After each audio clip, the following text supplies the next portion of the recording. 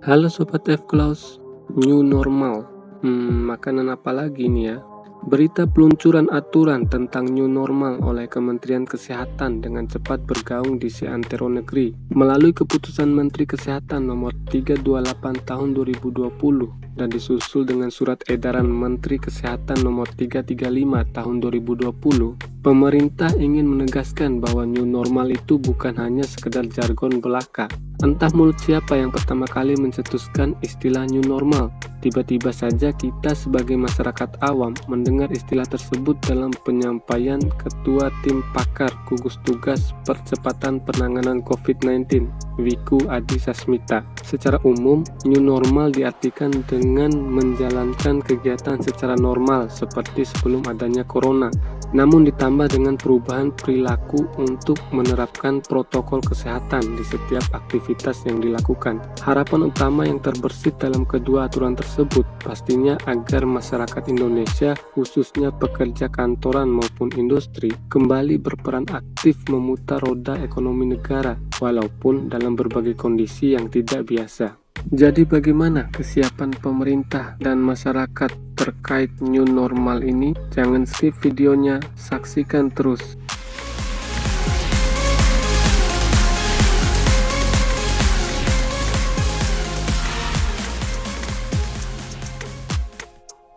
Sejak munculnya wabah COVID-19, kita dijejali dengan berbagai istilah baru seperti social distancing, work from home, ODP, PDP, OTG, PSBB, PSBK, dan kini muncul yang namanya new normal.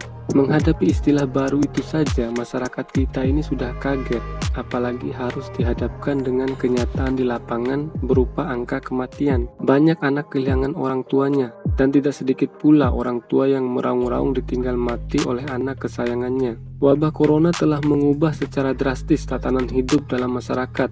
Terlepas apakah wabah ini merupakan murni musibah non-alam ataukah ada konspirasi global di baliknya, tidak tanggung-tanggung tatanan hidup yang berhasil dirubah oleh COVID-19 menyasar semua kalangan, tua atau muda, kaya dan miskin, pejabat atau rakyat jelata, pekerja sektor formal ataupun informal, kasta tinggi sampai yang terendah. Faktanya, sasaran virus yang menjangkau sebagian besar negara di seluruh dunia ini akhirnya membuktikan satu hal, bahwa kesiapan negara di bidang ekonomi, teknologi, dan sumber daya manusia merupakan aspek krusial yang tidak boleh ditawar.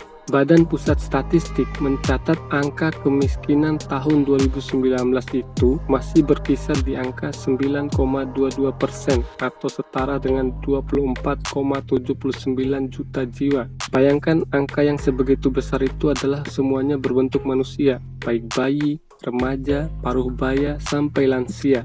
Masyarakat yang berada di bawah garis kemiskinan otomatis masih harus disuap oleh pemerintah saat kejadian luar biasa seperti saat ini. Anggap saja pemerintah menganggarkan 600.000 untuk setiap kepala per bulan selama masa pandemi ini, maka akan ada sekitar 15 triliun dana yang harus disisihkan setiap bulan untuk masyarakat miskin saja. Itu baru berbicara idealnya saja, belum ditambah dengan berbagai masalah di lapangan. Ironisnya, masyarakat yang tidak miskin zaman sekarang pun masih banyak yang melabeli dirinya sebagai orang miskin demi mendapat bantuan. Terbukti di beberapa daerah banyak terjadi pembagian bantuan sosial yang salah sasaran. Hal ini tentu berpotensi menjadi konflik di tengah masyarakat. Yakin pemerintah siap dengan dana sebesar itu beserta tetek bengek masalah yang mengikutinya. Kesiapan dari sisi teknologi dan sumber daya manusia pun sangat penting. Berkaca pada negeri Cina yang mampu membangun dengan profesional 2 bangunan rumah sakit prestisius khusus untuk pasien COVID-19 hanya dalam waktu 10 hari. Begitupun pada tahun 2003 mereka melakukan hal yang sama untuk membangun rumah sakit bagi pasien wabah SARS. Jika sebuah negara telah mampu menampilkan kemudahan dalam memecahkan permasalahan seperti ini, tentu masyarakat negara tersebut bisa hidup lebih tenang karena negara terbukti efektif melindungi kebutuhan dasar rakyatnya. Sebaliknya, di negara yang belum mampu tampil mapan secara ekonomi, teknologi, ataupun sumber daya manusia, cenderung menambah tekanan hidup bagi rakyatnya, sebab di mana-mana muncul keraguan tentang pemenuhan hak-hak dasar diri mereka. Jika ditilik, intisari kandungan dari aturan new normal ala Kementerian Kesehatan untuk pegawai kantoran dan perusahaan mengandung 3 komponen pokok. Yang pertama, pengaturan fleksibilitas tempat kerja, yang kedua, penerapan protokol kesehatan, dan yang ketiga, penerapan teknologi informasi dan komunikasi yang lebih masif. Pekerja diarahkan untuk menganggap normal kondisi pandemi yang saat ini terjadi. Pekerja diajak berdamai dengan corona, mereka harus mengais rezeki dengan potensi terpapar yang bisa terjadi kapanpun. Lebih mengkhawatirkan lagi karena tidak semua pembawa virus itu menunjukkan tanda-tanda sakit. Ini yang disebut sebagai orang tanpa gejala atau OTG. Bagus jika semua kepala yang ada di Indonesia punya niat, semangat, pemahaman, dan kepedulian yang sama dalam mengkonversi himbauan dari pemerintah menjadi sebuah gerakan massa yang satu. Tapi buktinya, skenario PSBB yang telah berjalan tidak serta-merta meraih kesuksesan di kala penerapannya. Entah masyarakat yang tidak patuh terhadap aturan, atau memang aturannya yang tidak jelas dalam tataran eksekusi di lapangan. Ada ungkapan menarik dari salah seorang netizen menghadapi kebimbangan itu. Dia mengatakan, soal pelanggaran PSBB itu bukan karena orang Indonesia tidak disiplin, tapi karena tidak jelasnya aturan. Orang dilarang ke mall, tapi mall buka. Orang dilarang mudik, tapi kendaraan boleh lewat. Bandara dan dermaga tetap dibuka. Pemerintah selalu muncul dengan komentarnya yang terkesan membingungkan. Sudah pasti dengan sendirinya warga negaranya ikut kendor dan bingung.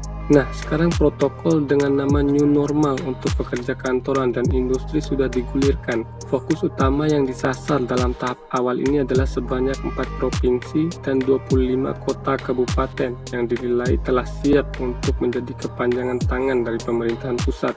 Lalu, apakah mereka memang benar-benar sudah siap menjalani setiap detail yang diarahkan dalam surat keputusan maupun edaran yang dikeluarkan oleh Menkes? Detail-detail berupa pembersihan atau disinfeksi area kerja dan area publik secara rutin setiap 4 jam sekali, penyediaan fasilitas cuci tangan, membiasakan pegawai dan karyawan dengan perilaku hidup bersih dan sehat, melakukan pengecekan suhu badan dengan termogan setiap orang yang masuk di pintu kantor atau perusahaan, menyediakan masker untuk digunakan setiap hari, memasang alat peraga untuk media informasi dan pengingat, menyediakan makanan dan minuman yang memperkuat sistem imun bagi pekerja, membuat fasilitas dengan penyesuaian jarak 1 meter setiap orang, baik di kursi tempat duduk, meja makan, tempat ibadah, dan lain-lain.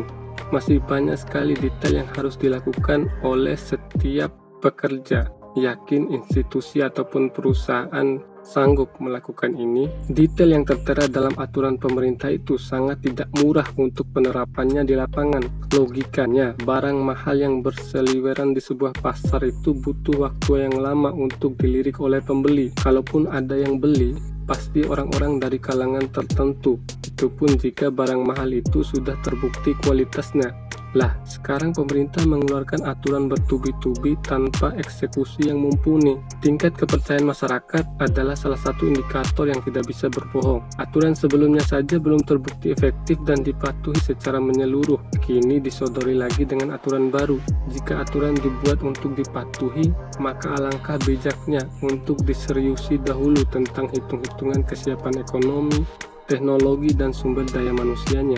Bukan hanya dikaji dalam lingkup Provinsi Jakarta saja, tapi lihatlah rakyat secara menyeluruh. Dengan tingkat kesenjangan antara daerah barat dan timur yang masih menganga sedemikian lebar, tidak elok jika kita lantang berkata bahwa Jakarta adalah miniaturnya Indonesia. Salah satu contoh gampangnya, saat di Jakarta menerapkan PSBB, di salah satu daerah juga menerapkan prosedur yang hampir sama, yaitu PSBK, pembatasan sosial berskala kelurahan. Pemimpin daerahnya menginstruksikan untuk setiap kelurahan membatasi arus keluar masuk kelurahan dengan memasang portal di setiap jalan masuk kelurahan yang dijaga ketat oleh petugas khusus. Apakah semua terrealisasi dengan baik? Tidak. Setiap kelurahan di satu sisi begitu ingin menuruti instruksi pemimpin daerahnya, tapi karena tidak didukung dengan anggaran yang jelas untuk setiap kelurahan terkait COVID-19, maka penerapannya masih bolong di sana-sini. Portal dibuat di sisi barat kelurahan, sedangkan di sisi timurnya kendaraan bebas melenggang begitu saja. Akhirnya semua tidak efektif, percuma dan nonsens. Tajuk berita yang selalu terdengar menggelikan di telinga adalah dalam bentuk kalimat protokol new normal ini diharapkan menjadi gaya hidup baru bagi kita semua sebelum vaksin corona ditemukan. Hei, siapa yang bisa memprediksi vaksin itu akan segera ditemukan dalam waktu dekat? Jangankan ahli dalam negeri, para pakar dari pakarnya saja di luar negeri sana selalu tertunduk lesu jika ditanyakan tentang perkiraan waktu menunggu sampai vaksin bisa ditemukan. Entah ini bagian konspirasi global lagi atau bukan, entahlah. Faktanya, vaksin dari virus-virus yang terlebih dahulu hadir di muka bumi seperti SARS, MERS, dan HIV sampai detik ini pun belum ditemukan. Pertanyaan pemungkasnya adalah bagaimana jika kemungkinan terburuknya vaksin corona pun tidak ditemukan hingga waktu bertahun-tahun? Maka apakah pemerintah tetap siap untuk secara ekonomi, teknologi, maupun sumber daya manusia dalam memberi rasa aman, nyaman, dan sejahtera bagi warganya? Apakah warga negara yang masih berada di bawah garis kemiskinan bisa terus disuapi oleh pemerintah? Yakinkah kita jumlah masyarakat miskin tidak akan merosot dengan penambahan yang signifikan melalui keluhan PHK, mogok kerja, sepi pelanggan, jualan busuk, barang berjamur, dan lain-lain? Berapa banyak lagi effort yang harus dikeluarkan, sementara di ujungnya kita tidak yakin hasilnya akan sesuai dengan apa yang telah dikorbankan. Akhirnya kita sampai pada kesimpulan bahwa aturan sebaiknya dikeluarkan dengan terlebih dahulu menyiapkan masyarakat untuk menghadapi itu. Sosialisasi dan menjaring aspirasi selalu cocok dengan marwah bangsa kita yang memang berpedoman pada nilai-nilai Pancasila. Jika masyarakat sudah paham dan satu pemikiran dengan apa yang akan diterapkan, maka tinggal ketegasan alat pemerintah untuk mengeksekusi di lapangan. Jika ingin tegas dan dipatuhi, pemerintah punya hak untuk berlaku otoriter, apalagi ini untuk kebaikan bersama. Jangan memberikan penanganan yang setengah-setengah dan membingungkan masyarakat, sebab di situ image pemerintah dalam membangun kepercayaan masyarakat dipertaruhkan. Perilaku masyarakat terkadang mencerminkan pemimpin-pemimpinnya. Kesiapan secara ekonomi pun penting. Pemerintah perlu mendetailkan rencana atau strategi dalam pengalokasian bantuan untuk masyarakat miskin agar selalu tepat sasaran selama bertahun-tahun demi mencegah konflik di masyarakat dan potensi bertambahnya orang miskin baru. Jika dirasa nilai uang triliunan yang harus dikeluarkan setiap bulan akan sangat memberatkan, tidak ada salahnya jika pemerintah mulai menganggarkan dana untuk membawa pindah semua warga negaranya ke benua Antartika, benua yang saat ini dinilai sebagai tempat teraman di dunia karena belum ada satupun kasus corona yang sampai ke benua itu. Mungkin saja kunci kehidupan yang lebih manusiawi bisa kita temukan di sana. Jika kalian suka dengan video ini, klik like dan share ke akun media sosial kalian masing-masing. Bantu channel F-Close untuk terus berkembang dengan menekan tombol subscribe dan nyalakan tombol loncengnya agar kalian selalu dapat notifikasi jika ada video baru dari kami. Jangan ucapkan selamat tinggal karena pastikan sobat jadi pelanggan setia channel kami. Dan sampai jumpa lagi.